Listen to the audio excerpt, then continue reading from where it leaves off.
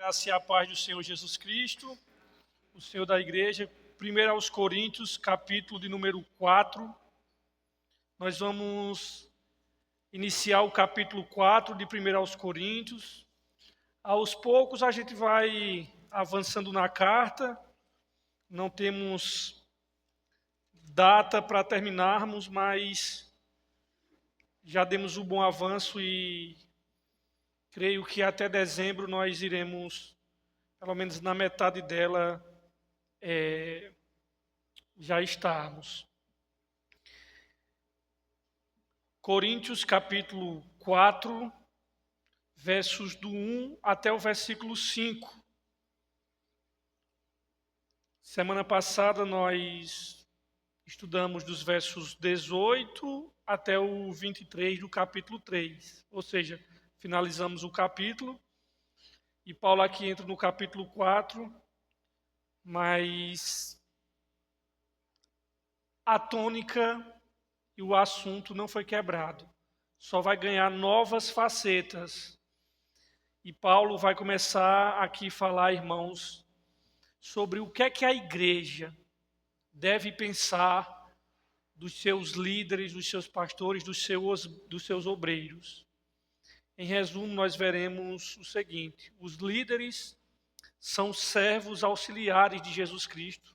Isso é o que o líder é. Servo auxiliar de Jesus Cristo, fiéis administradores dos mistérios de Deus, como ele vai falar aqui. Deus que, na verdade, é o justo juiz. E é isso que nós vamos ver isso. Quem são os obreiros da igreja? Quem são os líderes? Como é que nós devemos enxergá-los? E nós sofremos, irmãos, infelizmente, como diz Salomão, né, em Eclesiastes, ele diz assim, que não há nada novo debaixo do sol. E realmente, quando nós analisamos, nós não conseguimos ver que tem coisas que ao longo da história eles vão se repetindo.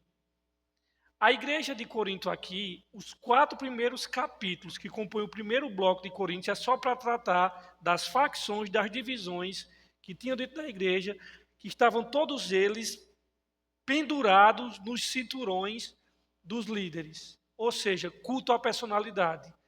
No ano 2025, veja se isso não acontece hoje em dia, que são várias denominações, o culto é em torno à personalidade. Não é o ensino, é a figura da pessoa, daquela pessoa que muitas vezes tem milhares de seguidores. Eu não sei se vocês viram, mas na última pesquisa que houve dos pastores que são mais badalados no Instagram, os pastores badalados em que sentido? Essa pesquisa ela contemplava pastores que tinham o maior número de seguidores no Brasil. Os 20 maiores nomes de pastores que eram mais badalados na internet. Irmãos, na internet não, no Instagram. Irmãos, dos 20, só escapa Hernandes Dias Lopes, da Presbiteriana.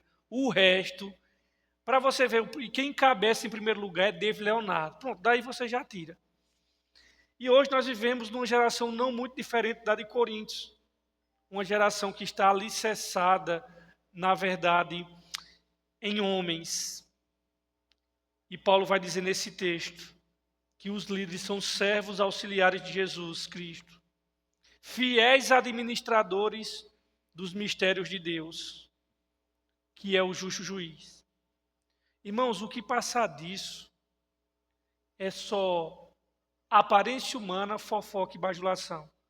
Todo líder, ele é servo. E lembre-se que a palavra servo é escravo, doulos.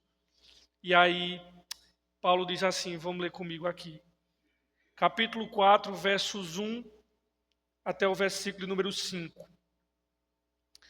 Assim, pois, que os homens nos considerem como ministros de Cristo e despenseiros dos mistérios de Deus.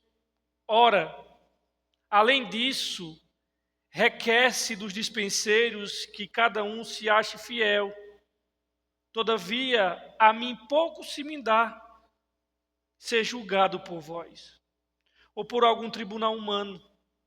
nem eu tampouco a mim mesmo me julgo, e em nada me sinto culpado, mas nem só por isso me considero justificado. Quem me julga é o Senhor.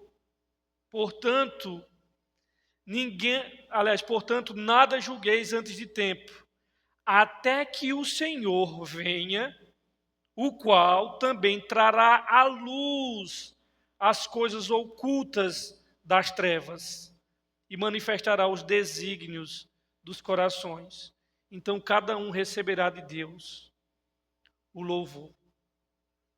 Meu querido, nessa noite aqui, Paulo vai nos chamar a atenção sobre avaliações apressadas acerca dos servos do Senhor e acerca de nós temerariamente lançarmos alguma nota, seja nota 0 ou nota 10, acerca dos obreiros de Deus.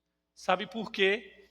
Porque só nesse grande dia, que ele já vinha falando no capítulo 3, no dia da prestação de contas, é que o Senhor vai trazer as coisas ocultas, as trevas, as coisas ocultas do coração e trazer à tona.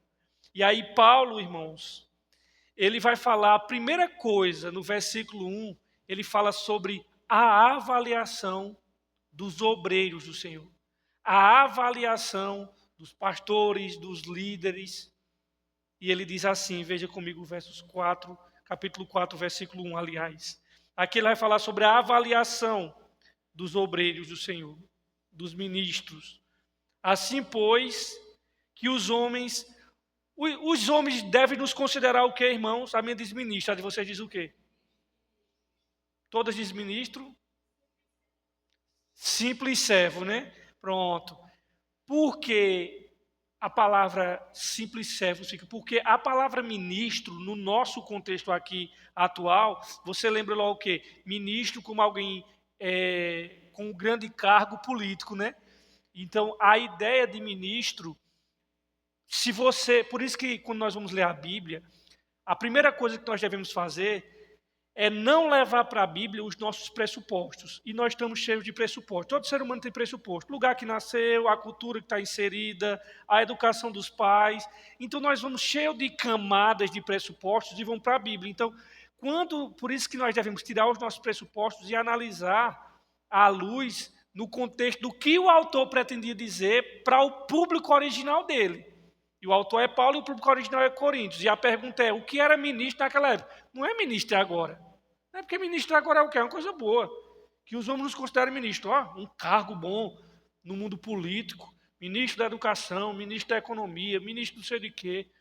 Não, irmãos.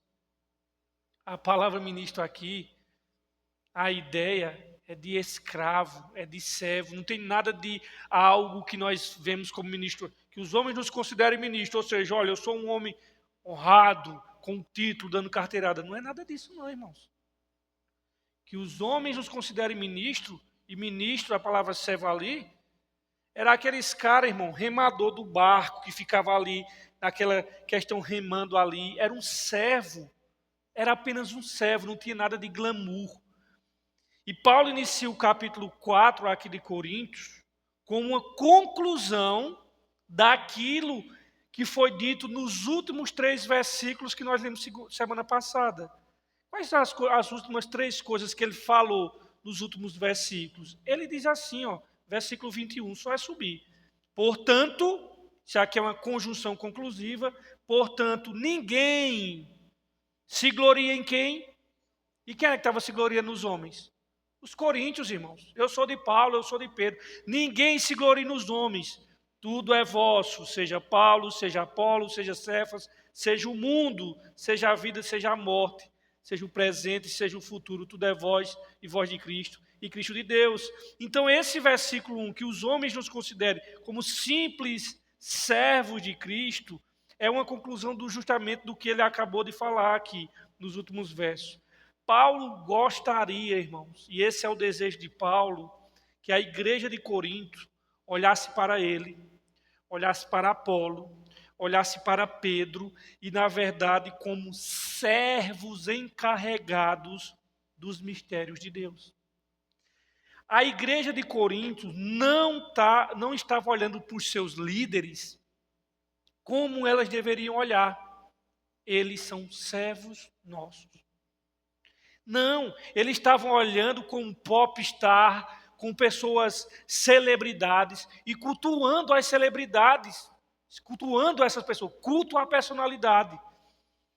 E Paulo está combatendo essa ideia. Irmãos, vê como é interessante. Tem uma parte aqui em Coríntios que Paulo diz assim, a gente vai chegar lá, né? Não hoje, mas mais para frente. Paulo diz assim, olha, eu não quero, irmãos, que vocês pensem de mim além do que convém. Ou seja, o apóstolo Paulo fazia um esforço hercúleo para que os irmãos não tivessem ele numa estima elevada daquilo que ele era.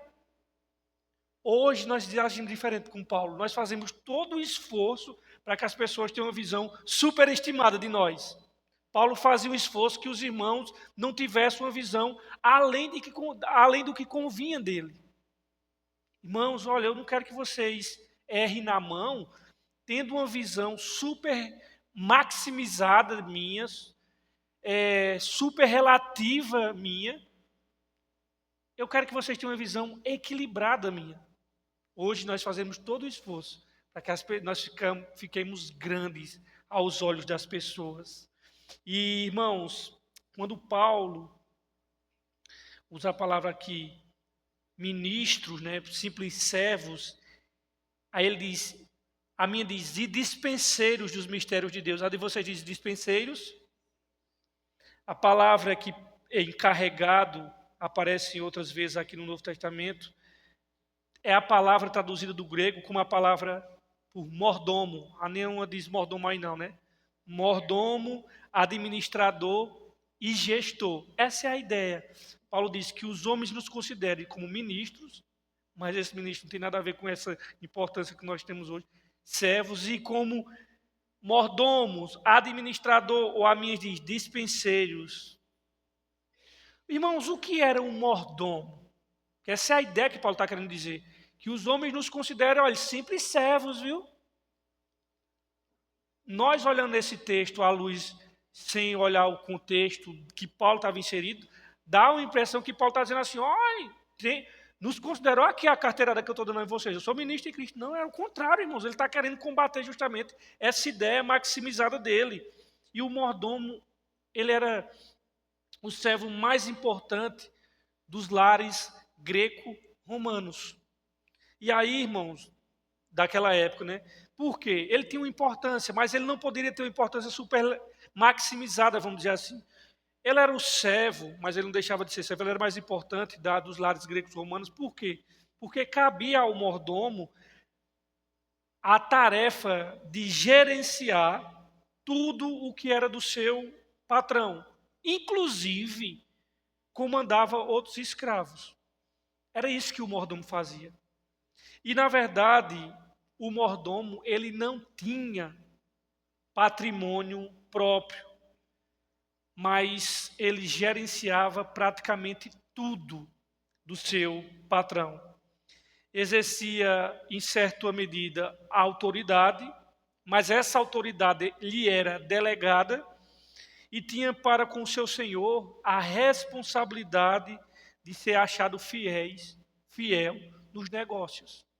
Então, essa era a função do mordomo, do dispenseiro. E Paulo aqui nesse texto, quando ele diz que os homens nos considerem fiéis dispenseiros, ou ministros de Cristo, dispenseiros do mistério de Deus, tem algum celular tocando? E Paulo está dizendo aqui, irmãos, que ele é um mordomo de Deus. Paulo está dizendo aqui, irmãos, que ele é um mordomo de Deus. Em que sentido? Ele é um mordomo de Deus para redimir o mundo. Mediante quem? Cristo crucificado. Essa era a tarefa do apóstolo Paulo. Essa era a sua missão.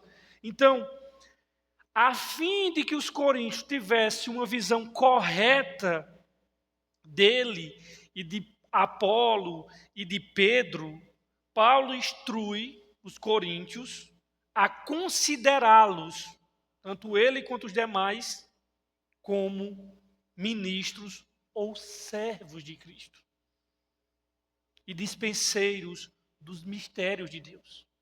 Paulo aqui, irmãos, ele está na realidade reformulando a maneira da percepção dos coríntios. Paulo está corrigindo aqui a questão do foco. Paulo aqui ele está recalibrando a ótica dos coríntios e a percepção deles. E dizendo, vocês estão cultuando homens. Vocês estão cultuando os líderes. E vocês estão tratando eles, a nós, como uma maneira que o Novo Testamento não nos dá. Nós somos servos, nós somos mordomos. A glória é do Senhor. Ele já tinha dito. Foi Paulo batizado. Vocês foram batizados por acaso no nome de Paulo? Foi Paulo crucificado no lugar de vocês? Ele está dando de vara verde, de cano de ferro, até no grupo que estava dizendo, eu sou de Paulo. Paulo disse, meu amigo, nem use meu nome. Eu nem apoio isso aí que vocês estão fazendo. Porque o dispenseiro, irmãos, quando eles dispenseiros de Deus, o dispenseiro é o servo, é o doulos, é o escravo que cuida da pessoa ou da propriedade de outrem. Então, quando Paulo diz que os homens nos considerem como simples servos e dispenseiros dos mistérios de Deus, o que eram os mistérios de Deus? Conforme o finalzinho do versículo 1. Dispenseiros dos mistérios de Deus. A de vocês diz mistérios de Deus ou segredos que outrora estavam ocultos? Mistérios de Deus, todinho. Mistérios de Deus aqui eram segredos que outrora ocultos e que Deus revelou aos apóstolos e profetas do Novo Testamento. É isso que significa os mistérios de Deus. Eram coisas que estavam em segredos e que Deus revelou tanto a Paulo como os demais apóstolos e os profetas do Novo Testamento. Lembre-se que no Antigo profeta só não existia no Novo Testamento, tinha profetas também na igreja primitiva. Então, e aí, Deus revelou aos profetas e apóstolos do Novo Testamento. Por quê? Porque esses segredos, tais fatos, não eram revelados explicitamente no Antigo Testamento.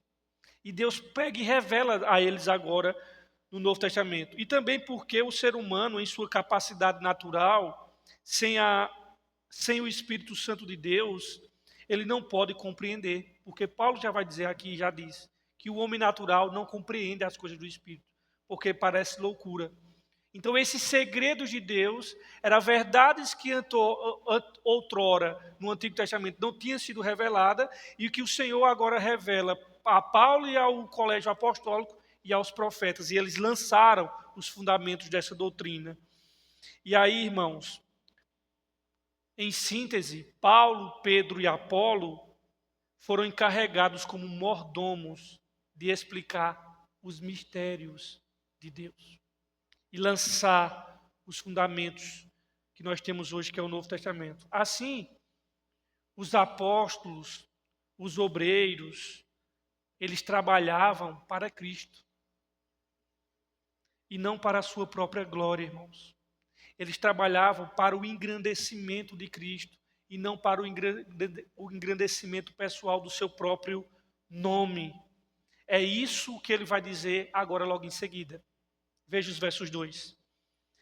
O versos 2 vai nos mostrar, e aqui é o nosso segundo ponto, o dispenseiro, ou seja, o mordomo, precisa ser absolutamente fiel no exercício do seu trabalho. Olha o que é que ele diz aqui, os versos de número 2.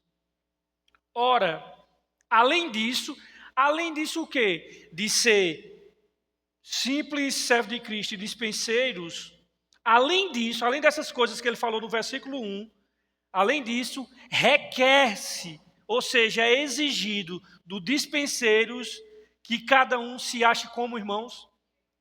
Ou seja, é necessário, é mister que cada um desses ministros, desses mordomos, eles se achem fiéis. Isso é muito interessante, irmãos. Se você quiser saber, o Novo Testamento é simples, a gente aqui gosta de enfeitar.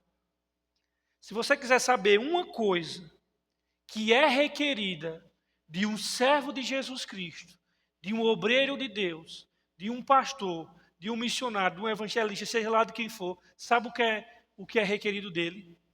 Fidelidade. Irmãos, não precisa ir a um seminário e saber grego não para interpretar isso daqui. Além disso, requer dos dispenseiros que cada um seja achado fiel. Apenas uma coisa é exigida de um servo a quem são confiadas as coisas do seu Senhor: fidelidade. É fidelidade que é exigido, irmãos. Por isso que se espera de pastores e ministros encarregados dos mistérios de Deus. Não é fama que se espera dele, não é, irmão, sucesso que se espera dele, não é isso que o Novo Testamento trabalha, tampouco mega igrejas e também, irmãos, nem milhares de seguidores nas redes sociais. O que se requer dos ministros do Senhor é uma coisa: fidelidade. O que se espera, irmãos, dos servos do Senhor, o que se esperava de Paulo, o que se espera de todo homem de Deus e toda mulher de Deus, é apenas uma coisa, irmãos: fidelidade. Que cada um seja encontrado fiel. Deus não nos chamou, irmãos, para sermos bem-sucedidos. Deus não nos chamou, irmãos, para sermos famosos. Deus nos chamou para sermos fiéis. É isso que Ele espera de mim. É isso que Ele espera dos líderes. É isso que Ele espera de vocês também, irmãos. Fidelidade. E é isso que as igrejas deveriam procurar nos obreiros. Não era eloquência, não era desempenho, não era presença de palco. Agora é a moda agora. Vamos ver se essa pessoa tem presença de palco, irmãos. O que se espera das pessoas?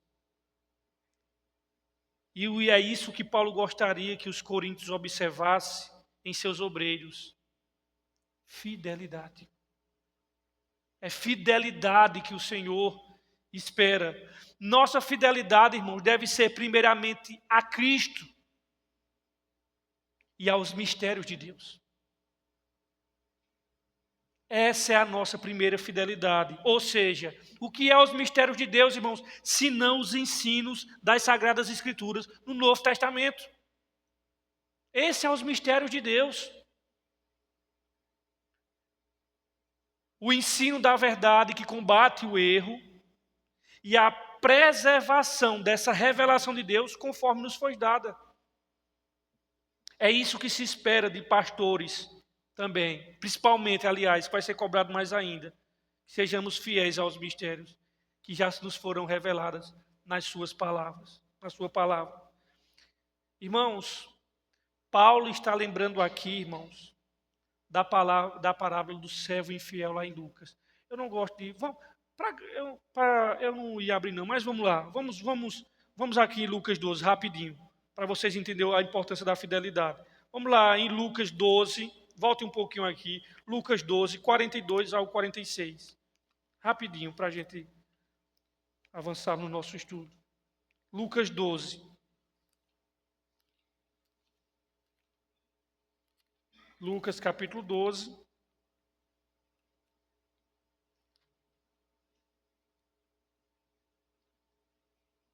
Lucas 12.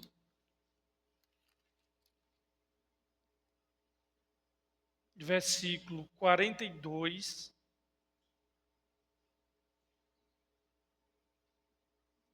ao 46. Todos encontraram?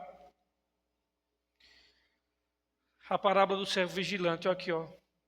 Respondeu-lhe o Senhor: qual é, pois, o administrador fiel e prudente, a quem o Senhor pôs sobre os seus servos para lhes dar no devido tempo o alimento? Bem-aventurado aquele servo a quem o Senhor, quando vier, achar fazendo assim. Em verdade vos digo que sobre todos os seus bens o porá. Mas se aquele servo disser em seu coração, o meu senhor demora em vir, e começar a espancar os criados e as criadas, a comer, a beber e a embriagar-se, virá o senhor daquele servo no dia em que não o espera, numa hora em que ele não sabe, o separará e lhe dará a sua parte com os infiéis. Irmãos, Jesus, nessa ilustração aqui que vocês acabaram de ler, ele fala de um homem que confia ao seu mordomo o cuidado da casa, da alimentação, dos servos, a administração de tudo o que lhe pertence. E esse mordomo, em vez de se empenhar a sua função, ele vê o patrão demorando, ele começa a fazer o quê? O texto diz que ele começa a abusar dos empregados, começa a comer e a beber e a abandonar suas tarefas. Esse é o servo fiel. Irmãos, deixa eu só dizer uma coisa aqui a vocês. Podemos e devemos fazer uma aplicação dessa parábola ao pastoreado. Alguns pastores abusam das ovelhas. Nós sabemos disso, não é novidade. Alguns pastores, irmãos, não dão alimento correto às ovelhas. Alguns pastores, mesmo tendo conhecimento teológico, eles nivelam o público deles por baixo. Porque nivelando o público por baixo, há uma maneira de você até controlar. Então, queridos irmãos, tem pessoas que não dão o alimento correto para o rebanho, deixam de cumprir suas tarefas e suas funções. Essas pessoas são servos infiéis, irmãos. E que o Senhor vai cobrar um preço grande, grande, irmãos. E o que Deus requer daqueles que chamam para servir a sua igreja é uma coisa: fidelidade. Por isso, irmãos, que uma das coisas que quem está na frente da igreja, ele deve se cuidar, é dele não ter medo dos homens, ele tem medo de Deus. Porque no momento que ele perder o temor a Deus, ele vai ficar com temor dos homens. Então ele vai começar a fazer aquilo que a plateia quer e exige. Ele vai andar conforme a vontade da sua comunidade. Por isso que a melhor coisa é o homem temer a Deus, porque depois que ele temer a Deus, ele não tem medo mais de ninguém, irmãos. Voltemos lá para Coríntios.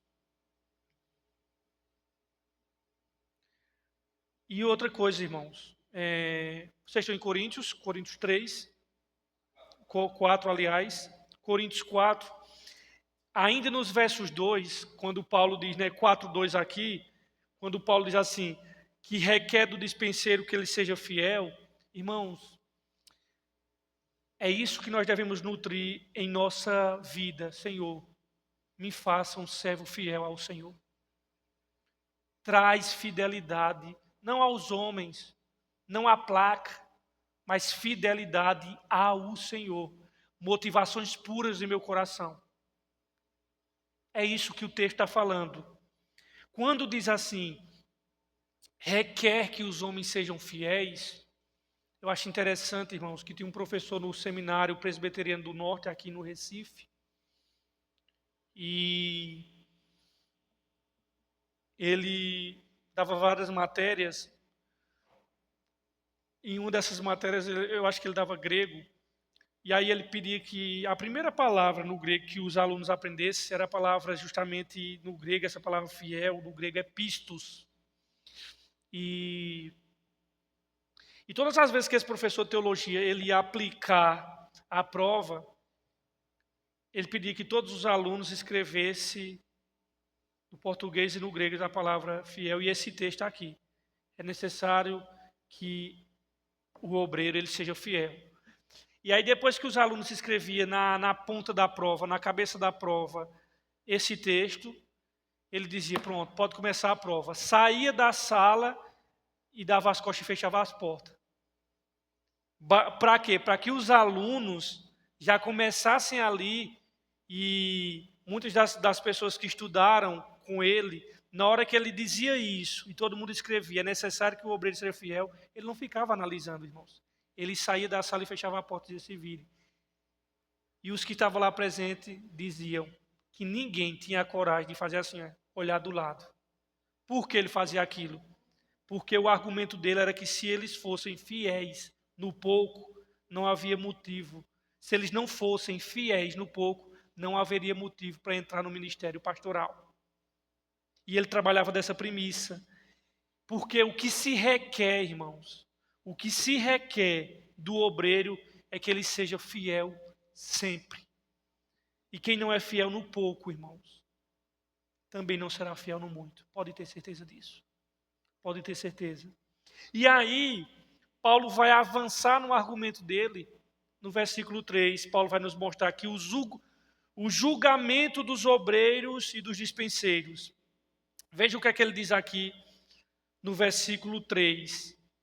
Versículo 3. Todavia, ou seja, contudo, entretanto, a mim pouco se me dá ser julgado por vós, ou por algum tribunal humano, nem eu tampouco a mim mesmo me julgo. Irmãos, veja bem, Paulo afirma que não se importava muito com os que os coríntios estavam julgando, com o julgamento dos coríntios, o que os coríntios pensavam dele. E Paulo diz, tampouco eu me importo com o julgamento do tribunal humano. Ou seja, Paulo está afirmando que não se importava com a opinião das pessoas a seu respeito, e tampouco dos tribunais humanos. O ministro de Deus, irmãos, na qualidade de mordomo, se você perceber nesse versículo 3 e até o início do versículo 4, você vai ver aqui que tem 3 julgamentos. Paulo fala do julgamento das pessoas, pouco importa o que vocês pensam de mim. E eu vou aqui abrir uma digressão, um parênteses aqui. Irmão, se você é uma pessoa que é muito preocupada com o que as pessoas pensam de você, quero lhe informar, meu querido, que você tem temor dos homens. Se você é uma pessoa que muito se importa com o que as pessoas acham de você, o tempo todo você está preocupado com isso, você tem temor dos homens. E todos nós temos temor dos homens. Mas o seu nível de temor dos homens está muito elevado. E o que está por trás de uma pessoa que se importa muito com o que as pessoas vão achar é 2 coisas. Ou medo de rejeição, ou vontade de ser aprovado. Vocês conhecem aquelas pessoas que ele não tem força de dizer não para outras pessoas, mesmo quando aquela proposta de alguma forma vai atrapalhá-lo, não vai ser bom para ele, mesmo que ele não queira fazer aquilo, ele diz, eu não queria isso, mas eu não sei, eu não consigo dizer não. Vocês conhecem pessoas assim? Ou você é assim? Pronto, você tem temor dos homens, meu querido. Você tem temor dos homens. E isso não é um psicólogo nem um remédio que vai tratar, não. É Deus trabalhando no seu coração, meu querido. É Bíblia que vai tratar isso com você. Você tem temor dos homens, você tem medo de rejeição. E você busca com todas as forças a aprovação. Isso não é o divã, não é psicologia humana, não é nada. É trabalhar, tem coisas no seu coração que precisa ser tratado. Fechas aqui o parênteses. E aí Paulo fala aqui sobre que não se importava muito com a opinião das pessoas.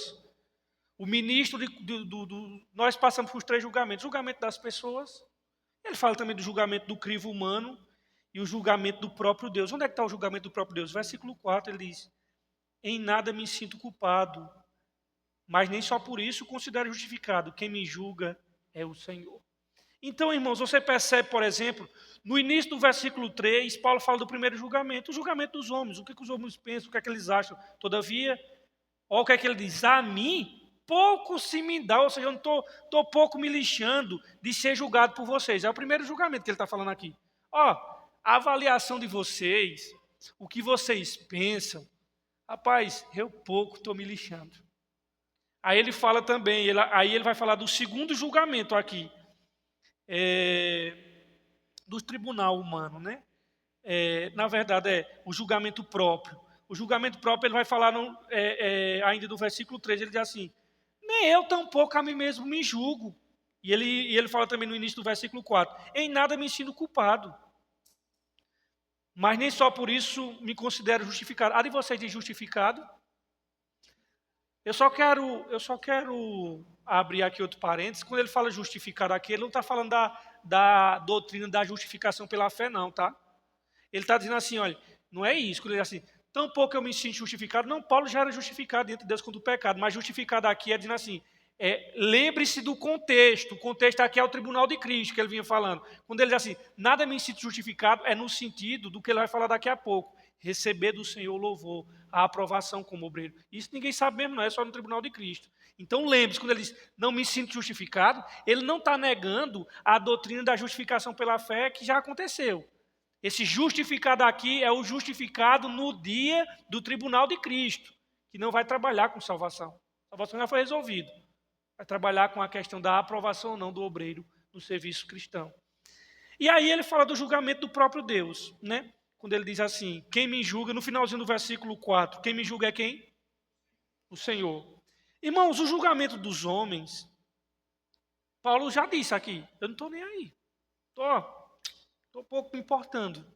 Porque o julgamento dos homens não é o mais importante, irmãos. Porque nós não estamos servindo a homens, mas servindo a Deus. O próprio Paulo já tinha dito em Coríntios, irmãos. O próprio Paulo já tinha dito em Coríntios que, se eu procuro agradar aos homens, eu não posso ser servo de Cristo. Ele disse em Coríntios 1:10. Gálatas. Em Gálatas, no capítulo 1, versículo 10, assim, olha, se eu procuro agradar aos homens, nem servo de Cristo eu seria. Não estava apto para isso. Paulo está dizendo que se ele fosse servo dos homens, ou vivesse em procura de agradar aos homens, ele não seria servo de Cristo. Isso é afirmações de Paulo em Gálatas 1:10. O grande projeto do ministro de Deus não é ser popular aos olhos dos homens, mas fiel diante de Deus. Aí depois ele vai falar aqui do tribunal da consciência dele. Quando ele diz assim, no finalzinho do versículo 3, né, finalzinho só do versículo 3, ele diz, nem tão pouco a mim mesmo eu o quê? Em nada me sinto culpado. A de vocês diz toda vez, diz assim no início do versículo 4, em nada me sinto culpado também ou não? Nem me sinto julgado, né? Estou consciente, é? Pronto. Isso é maravilhoso, gostei dessa tradução. Por quê? Vou tirar a palavra consciente, por quê? Paulo está falando aqui, irmãos, nessa parte aí que a irmã citou, é do julgamento da consciência. Paulo, ele tinha consciência e ele ouvia a sua consciência. A consciência é o órgão, eu vou botar 1000 aspas nesse órgão, né, porque não existe um órgão chamado consciência, mas a consciência é o órgão da personalidade humana responsável pelas decisões ou pelos alertas de questões morais. E Paulo, ao consultar a sua consciência, ele diz assim, olha, a minha consciência, ela está tranquila, mas eu também não vou usar ela como baliza. Por quê, irmãos? Normalmente, a consciência nossa deveria nos aprovar quando fazemos algo correto, mas por causa do pecado, e uma das coisas que o pecado afetou foi a nossa mente, nem sempre funciona a consciência como deveria funcionar. Por isso também, irmãos, nossa consciência, muitas vezes, justamente por conta do pecado, ela deixa de nos alertar quando fazemos coisas erradas, ou quando ela não reconhece quando fazemos aquilo que é correto. Porque a consciência ela não é o padrão último. Nós devemos ouvir sim, mas ela não pode ser em última instância aquilo que nós vamos balizar. Porque a consciência existe um termo em teologia que se estuda, é uma matéria, uma disciplina sobre o efeito noético que o pecado causou. É chamado mente noética. E mente noética, pelo amor de Deus, não tem nada a ver com Noé. Mente noética é um termo que se dá para mostrar que como o pecado, ele atingiu as nossas faculdades mentais.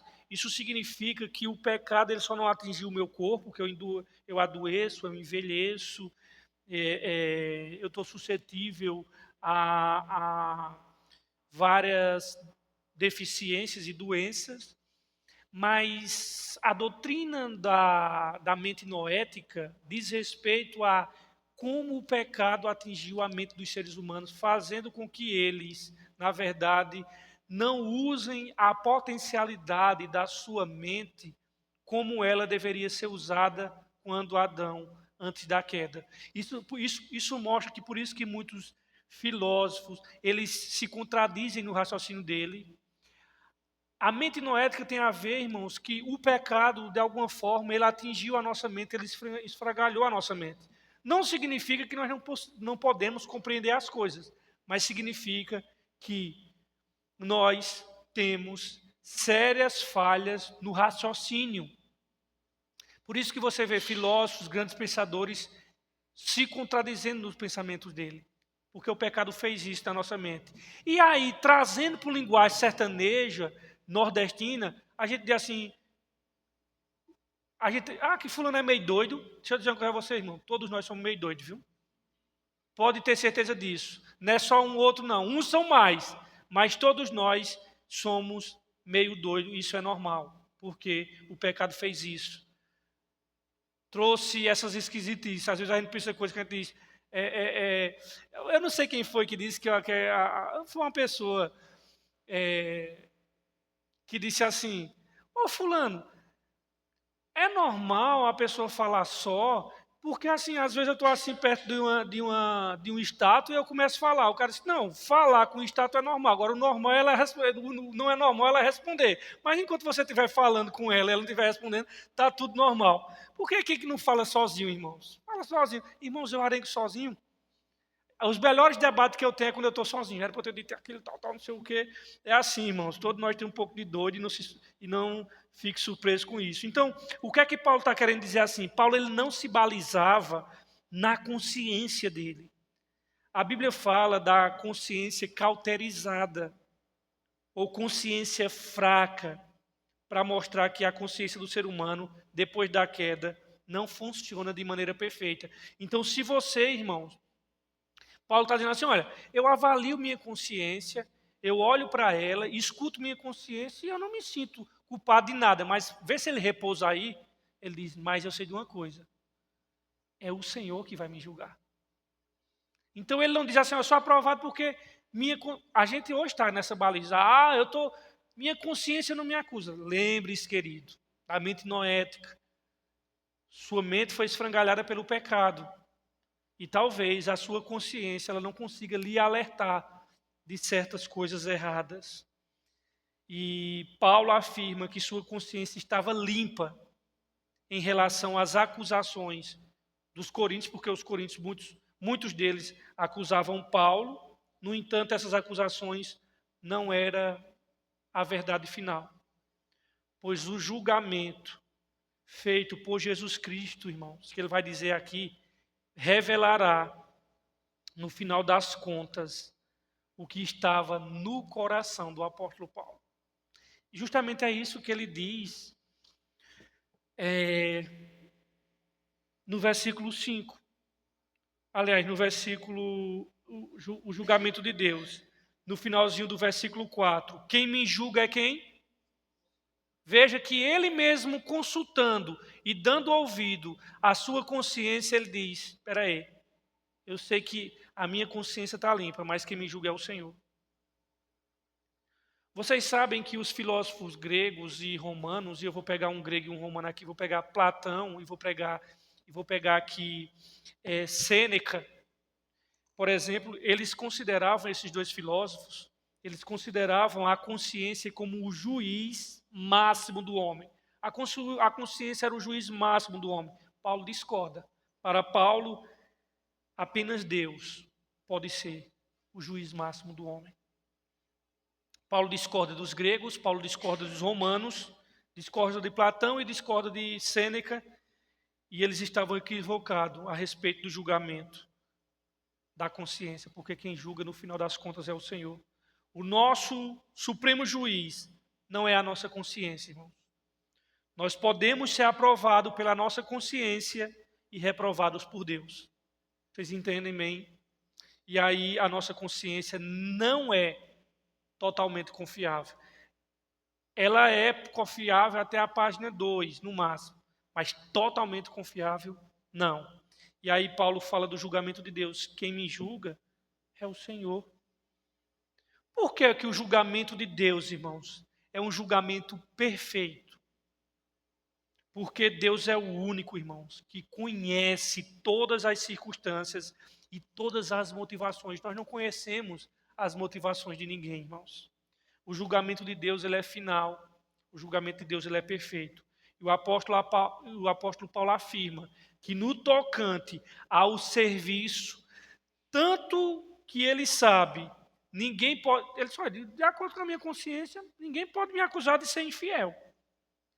E ele não diz absolutamente que desconhece algum pecado ou falha, quando ele diz assim, eu estou tranquilo. Quando ele diz ele está tranquilo, irmãos, ele está dizendo assim, não, eu não tenho pecado, eu não tenho falha, não é isso.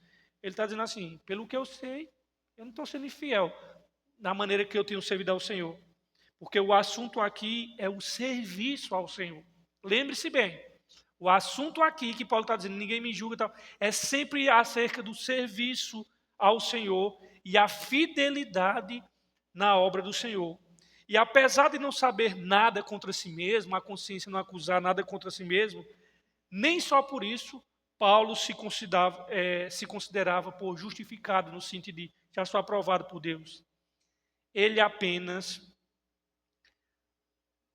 Deus apenas, irmãos, é competente para julgar. Por isso que só no dia do tribunal de Cristo, irmãos, que toda a igreja, não é o mundo não, o mundo vai ser depois. Inclusive nós estudamos Pedro. Pedro diz assim, olha, se o julgamento começa pela casa de Deus, o que vai ser do mundo? Quando Deus começa logo a chamar os dele, e lembre-se que o próprio Pedro diz assim, olha, se vocês invocarem por Pai aquele que julga, aliás, ele diz assim, sede santo porque eu sou santo, porque se vocês invocam por Pai aquele que julga sem acepção de pessoa, obra de cada um, andai em temor durante o tempo da vossa peregrinação. Então, olha, você disse que é filho de Deus, pois esse Deus que você disse que é filho, ele é santo. Então, se você é filho, santidade é uma questão de filiação. E aí Pedro diz, olha, que ele julga sem acepção de pessoa, meu amigo. Os filhos dele, ele não vai julgar pecado, mas ele vai chamar na chincha, irmão.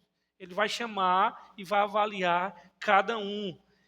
E aí, ele, o Senhor, vai tirar do coração as motivações. E ele é competente para julgar. Paulo disse, eu não sou competente para julgar, mas o Senhor é.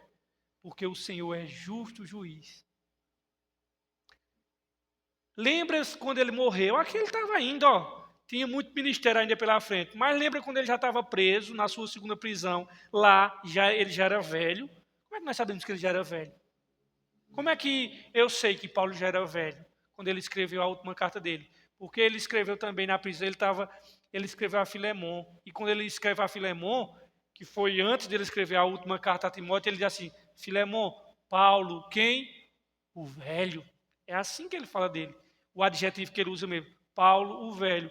Então, aqui, ele diz assim, ainda teve muito pano para manga, mas lá, quando ele escreveu a última carta dele em 2 Timóteo, ele diz, combati o bom combate, acabei a carreira, guardei a fé. Desde agora, a coroa da justiça me está guardada, a qual o Senhor justo juiz, ó o que é que ele disse? Justo o quê? Justo juiz. A mesma coisa de Pedro. O Senhor julga, irmãos. Justo juiz me dará naquele dia. Mas será que ele só vai dar a Paulo? Paulo faz parte da igreja VIP, tem igreja com área VIP. Será que Paulo fala parte dos membros da igreja? Ele disse, não, e não somente a mim, mas a todos quantos amarem a sua vinda. E aí, irmãos, Paulo vai dizer agora que a igreja deve ter cuidado para não julgar os ministros apressadamente. E a igreja ela tem o costume de julgar os ministros apressadamente. E eu falei esse julgar aqui, é julgar tanto aprovando quanto desaprovando. Veja o que é que está aqui, irmãos, o versículo 5, para nós fecharmos essa noite. Versículo 5. Portanto, nada julgueis antes de tempo. Olha aqui, ó, o julgamento precipitado. Nada julgueis antes de tempo, até que o Senhor venha, o qual também trará à luz as coisas ocultas de onde? Das trevas.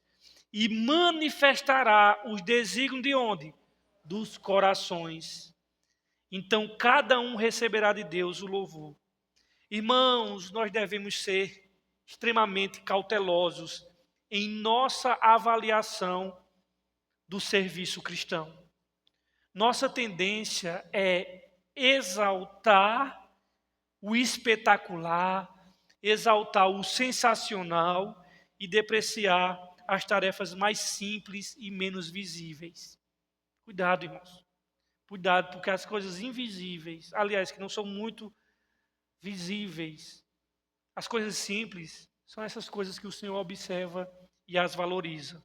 Paulo tinha consciência tranquila, pois sabia que o coração do homem é um poço escuro, por isso que ele trazia as coisas das trevas, né? O coração do homem é um poço escuro e que não é possível, irmãos, discernir com clareza o motivo pelo qual fazemos as coisas para o Senhor. Por isso que Paulo diz, não, o julgamento vem do Senhor, Ele vai trazer as coisas do coração. E quem é nós, irmãos, para saber o coração? O coração do ser humano é terra de ninguém, irmãos. A gente não conhece nem o próprio coração. O que é que o velho profeta lá do Antigo Testamento, Jeremias, diz? Enganoso é o coração do homem. O coração do homem é enganoso e incurável, ou algumas traduções dizem, desesperadamente corrupto, mais do que todas as coisas. E ele faz uma pergunta retórica: quem o conhecerá? O coração é enganoso, irmãos, mais do que todas as coisas. E aí, por isso que no Salmo 139, o rei Davi, depois de falar da onisciência de Deus, o que é que ele pede?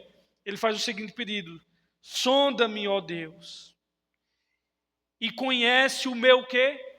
Coração. Prova-me e conhece os meus pensamentos. Vê se há em mim algum caminho mau e guia-me pelo caminho eterno. Por isso que Paulo diz, naquele dia o Senhor vai trazer os desígnios, as intenções do coração. É sempre prudente, irmãos, não julgar nada antes do tempo, mas esperar até que Ele venha, nos arrebate. E a gente, cada um, olhar no rosto do Senhor, o olhar dEle, e esperar que Ele nos analise. E Ele será capaz, irmãos, de julgar não apenas aquilo que os olhos veem. O Senhor não vai julgar aquilo que os olhos veem, mas também as motivações do coração. Não apenas o ato, mas a razão de tal ato ter sido realizado. Vocês entendem que o negócio é... ele não vai analisar apenas o ato, mas deixa eu ver a razão pela qual... E o versículo 5 diz que ele manifestará os desígnios dos corações. E, obviamente, tudo que tiver sido, irmãos, presta atenção aqui, tudo que tiver sido feito, realizado para a projeção ou engrandecimento do próprio nome da pessoa ou do engrandecimento da própria instituição, irmãos, pode ter certeza, vai ser reprovado diante do Senhor. Não será recompensado. E você veja como é que Paulo termina dizendo, depois desse julgamento. A declaração dele, ele diz assim, então cada um fará o quê? Cada um o quê, irmãos? Finalzinho do versículo 5, cada um. Isso, o louvor à recompensa. Deixa eu só explicar uma coisa aqui a vocês, para a gente não interpretar esse texto errado. Quando Paulo diz aqui que cada um receberá de Deus o louvor ou a recompensa, isso não deve ser entendido como uma promessa incondicional de que todo serviço cristão será manifestado de modo favorável durante esse dia. Não é isso que ele está dizendo, irmãos. Não é isso. De que todo serviço cristão vai ser manifestado de forma favorável. Por quê? Nós não analisamos no capítulo 3, que ele diz madeiro, feno ou palha, pedras preciosas, prata ou ouro, e ele vai dizer que aquele dia vai provar. Se escapou do fogo examinador dos olhos do Senhor, receberá galardão. Se não, receberá dano, né? Todavia, o sujeito vai ser salvo como pelo fogo. Então, eu quero que vocês entendam, quando o Senhor diz que vai trazer o coração, e se for aprovado, cada um receberá de Deus o louvor da parte de Deus ou a recompensa, isso não é incondicional. Isso é só para aqueles que passaram pelo crivo, entende? Porque isso está alinhado com o capítulo 3, que ele fala dali. Então, antes, todos os que merecem louvor receberão louvor da parte de Deus e não da parte dos homens. Irmãos, vocês conseguem, irmãos, imaginar isso? Rapaz, a pessoa recebe um elogio do ser humano, chega a dar aquela frescurinha aqui dentro dele.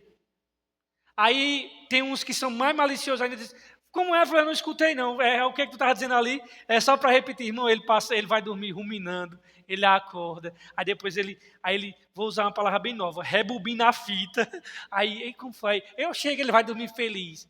Olha, tu viste que falando, rapaz, se ele pudesse voltar 10 vezes aquela frase, ele voltava, porque chega a dar aquela frescura aqui dentro. Vocês gostam, né? Eu também gosto, irmão. A gente é uma desgraça mesmo, eu sei disso. Então, o que é que acontece? A gente gosta do elogio. Agora, irmãos, imagine uma coisa. Você recebeu o elogio de Deus, irmãos. O texto está dizendo, receberá de Deus o louvor. A gente louva a Deus, agora nesse dia Deus vai louvar, que ele já pensasse isso, irmão. E aí diz, rapaz, Jó foi elogiado por Deus, irmãos. Nesse dia aqui vai ser um elogio muito maior do que o de Jó. Não tem nada, irmãos, que possa pagar isso. Nós sabemos que nós não merecemos nada, mas imagine um dia nós chegarmos diante de Deus, o Todo-Poderoso, e nós sermos elogiados, sermos aprovados por Ele diante de todas as nações, diante de todos os anjos. Imagina Deus olhando para você e dizendo, você é um servo fiel. Irmãos, isso não é privado não, irmãos. Isso não é no oculto não. Isso é diante de todo mundo. Você foi e é um servo fiel. Você realizou todas as coisas para a minha glória. Eu vi sua intenção. Tudo o que você fez foi para o meu louvor, foi para a minha glória. Você fez as coisas pensando na minha honra, você fez todas as coisas pensando na minha glória, você tinha o meu nome em primeiro lugar, quando você fez todas as coisas. Agora isso diz todo mundo. Sobre as obras ocultas aqui que ele diz das coisas, irmãos, que ele vai trazer essas coisas, eu acho que uma das coisas mais emocionantes, irmãos, vão ocorrer nesse dia. Irmãos, eu não tenho dúvida. Pela lógica que Deus trabalha desde o Antigo Testamento, começando pelo Novo e percorrendo pelo Novo.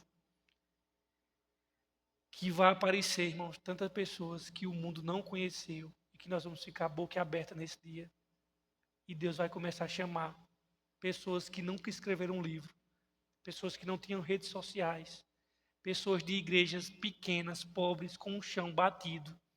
E Deus vai dizer assim, vocês não conheciam. Pastores, por exemplo, irmãos, missionários evangelistas desconhecidos, sendo elogiados por Deus. Tem muitos, irmãos, muitos pelo mundo que são pastores de pequenas igrejas, às vezes igrejas de periferias, às vezes igrejas de zonas rurais, pessoas que não têm redes sociais, pessoas que não são conhecidas nacionalmente, mundialmente, mas que Deus sabe que são pessoas simples, fiéis a Deus, que estão pregando a palavra de Deus de maneira certa, correta, e com todo amor e com toda a sinceridade do coração. E esses, irmãos, que seriam igrejas que nós nem sequer congregaríamos, que não têm ar-condicionado, mas que amam o Senhor de todo o coração. E aí o Senhor vai chamar esses desconhecidos. E muitos daqueles que são conhecidos no mundo evangélico vão ficar a boca aberta. E o Senhor vai dizer, eu sei quem são os meus. Aliás, todos são, né? Melhor dizer assim, vem fulano. que aqui na terra ninguém conhecia, mas são homens fiéis à palavra. Pessoas que buscavam apenas a glória de Cristo, o louvor de Deus. E aí, irmãos, Deus conhece essas pessoas, mas são homens concentrados, fiéis a Deus, que estarão lá pregando a palavra de Deus. Às vezes passaram a vida toda num pequeno rebanho, mas aquele pequeno rebanho Jesus Cristo amava e ele cuidou direitinho, amou, tal, se dedicou àquele pequeno rebanho. E o Senhor há de reconhecer aquilo, irmãos. Pastores mundialmente desconhecidos e que serão conhecidos naquele dia. Pessoas que foram fiéis ministros, que alimentou, que apacentou. Essas pessoas receberão de Deus o louvor, irmãos. Para nós fecharmos essa noite, o que é que esse texto nos ensina? Quais são as aplicações práticas? A primeira delas, irmãos, é que Deus não exige, e a igreja não deve exigir sucesso financeiro e nem um sucesso numerológico, mas sim buscar fidelidade. Fidelidade, irmãos, é o que se requer de nós. A segunda coisa, irmãos, a avaliação não deve ser da nossa consciência, irmãos. Ah, mas a minha consciência está tranquila. Meu querido, não se balize em sua consciência. Ela é importante, mas ela não é infalível. Estar com a consciência tranquila não significa que tudo que fizemos é correto. Assim, enquanto o Senhor Jesus não vem, eu digo uma coisa a você, nós devemos sim, irmãos, buscar a opinião de amigos e pessoas próximas que tenham um referencial maior, a palavra de Deus. A palavra de Deus. Deus conhece o seu coração, irmão. Deus conhece o meu coração. Ele quer que nós façamos as coisas corretas.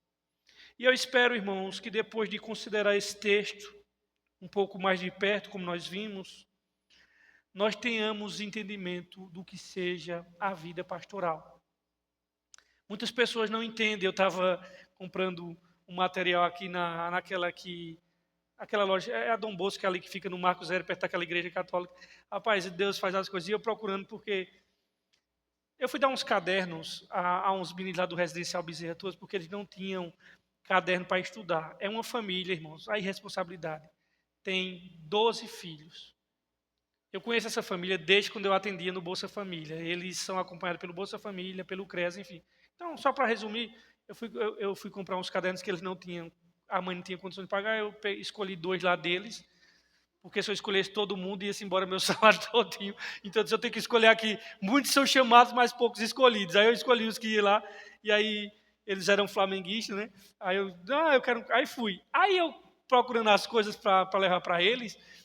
Aí 2 jovens assim, jovens mesmo, não tinha, era menor de idade, aí disse assim. Aí com eles falando algumas coisas, eu lá, que irmãos, eu tenho um pecado, eu sou curioso com força. Aí eu lá assim e tal. Aí disse, o que é que o pastor faz? Eu digo, aí já, a pessoa já começa a se tremer todinha. Aí a menina disse assim, eu não sei não, o pastor faz o que da vida, hein?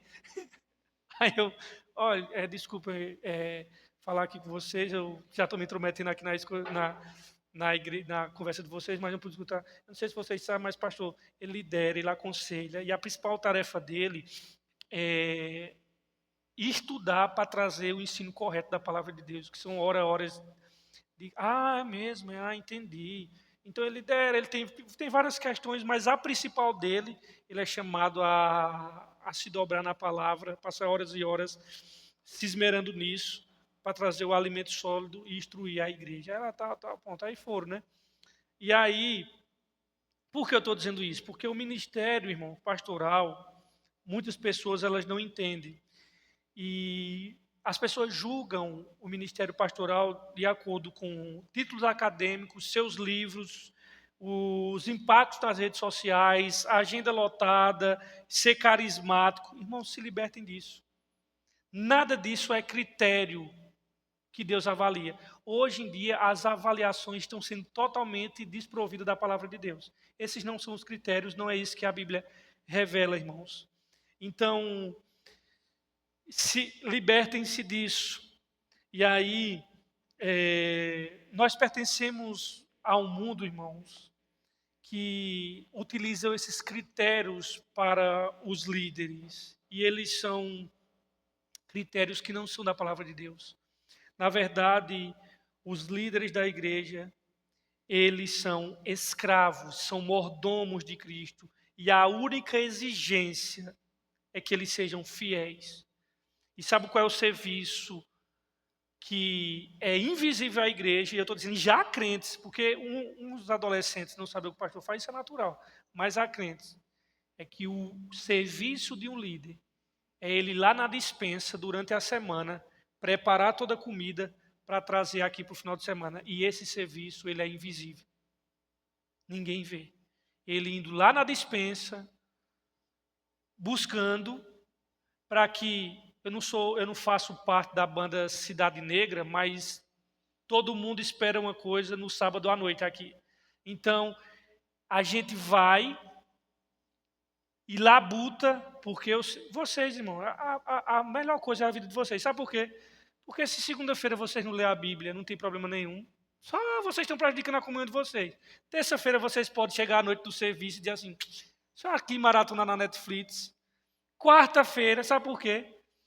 Porque a responsabilidade de vocês, eu ia usar um termo chulo, mas Rosemary já me corrigiu, mas a responsabilidade de vocês é colocar o bumbum fofinho de vocês, tá bom assim, Rosemary, aqui e escutar. Agora, quem está aqui na frente, meu amigo, se na segunda-feira aconteceu alguma demanda que não deu para ele meditar, na terça não deu, já começa a dar aquele... Amigo, sábado está chegando, então... É uma responsabilidade só que a galera não entende, que há um trabalho invisível, que só Deus vê, que é você ir lá na despensa, o mordomo ir na despensa, pegar, preparar a comida para trazer. E as pessoas elas não entendem. O que é que Paulo diz? Aqueles que receberam o dom do ensino, façam o quê? Está lá em Corinto, oi? Com excelência, mas ele fala lá em Romanos uma coisa: esmere-se na palavra. Esmere-se, ou seja, se afadigam na palavra para entregar para a igreja todo o conselho.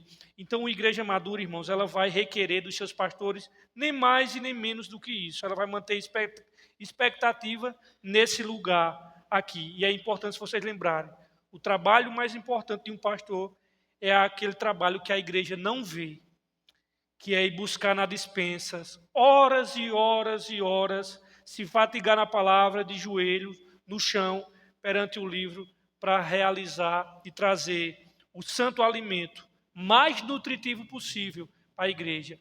Ninguém na liderança pode dar o que a igreja quer. Ele tem que dar aquilo que é mais saudável para a igreja. Se um pai diz assim, não, mas é o meu filho, vou dar 15 dias ininterruptos a ele, só de McDonald's, ele vai lascar com o fígado daquela criança. O ministro ele tem que ter muita sensibilidade para dizer assim, ele calibrar e saber o que é que a igreja precisa. Por isso que a pregação expositiva não tem para onde correr, ela é a pregação mais saudável para a igreja. Por quê? Porque ela ensina a igreja como se estuda a Bíblia, versos por versos, livros inteiros, e isso traz conteúdo.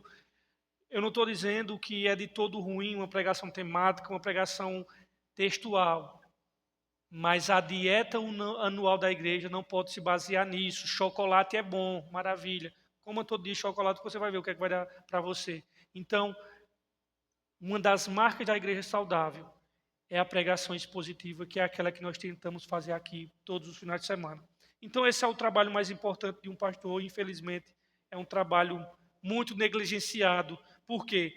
Porque tem muitos pastores, irmãos, que estão negligenciando a única coisa que o Deus nos chamou. São trabalhos incansáveis, formando programações, várias programações, gerindo equipes, e energia sendo desperdiçada em outras coisas. E, irmãos, eu tenho plena certeza, o Senhor não vai me cobrar não se essa igreja um dia ficar suja, as paredes manchadas. Isso eu tenho consciência. Se a igreja aqui, as cadeiras estão quebrando, não, a gente tem que zelar o local. Mas a minha responsabilidade é uma, irmãos. É a palavra. Isso aí eu estou tranquilo. Eu já disse isso um dia a Apolo e disse um dia a Cris. Eu não estou preocupado com outra coisa, Porque no grande dia o Senhor vai me chamar na chincha, não por outra coisa. Rapaz, tu vai ser cobrado, tu viste lá não, o ano inteiro, o chão lá sujo. Nós devemos, por isso nós temos questão, a igreja todinha tem que zelar pelo templo, não que o templo somos nós, mas pelo lugar que nós congregamos. No entanto, a responsabilidade do líder é horas e horas se avadicar, ir na despensa e trazer o alimento para a palavra de Deus. Então, queridos, uma coisa eu peço a vocês, ore pelos pastores. Porque, irmãos, todo pastor, de vez em quando, precisa recalibrar a sua vocação. As coisas vão acontecendo, às vezes Deus dá graça, e ele vai se envolvendo em outras coisas, e de repente fica patinando ali, e não tem mais tempo para fazer a única coisa que o Senhor requeria dele. Era tempos e tempos ao ensino, à dedicação e à labuta da palavra. E o Senhor requer disso deles isso, os mistérios de Deus. Então, que Deus nos abençoe. Semana que vem nós continuaremos com a exposição da palavra de Deus.